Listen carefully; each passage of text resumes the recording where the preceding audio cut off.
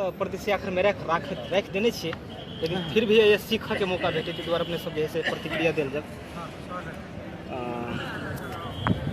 बारहमासा तो बहुत पुराना चीज़ है, लेकिन हम अखन के सिचुएशन अनुसार जे है से बनेने छी। एकरा गबै छी मैथिली गीत आहे सखी केहन भेल ई प्रीत है, 16 बरख सखी बाली उमिरिया लागी गेल प्रेमक हीक है।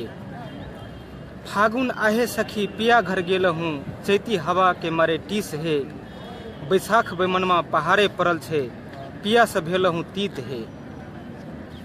जेठ धा धा धा लगे छे मन करे पीबी लेतो बीख है, अखाड़ चलू है सखी धान रोपे छी चाँचर करे डगम डीग है।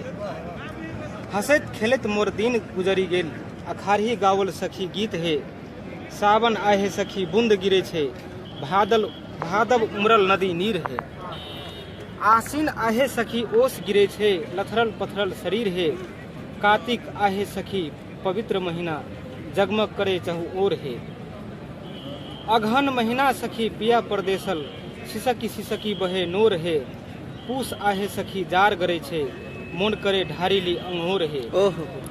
माघे मिठगर जार लगे छे होने चिट्ठी दिन पार करे छे, कहिया अहाँ एबै यो प्रियतम अहूँ के अगम अपार है।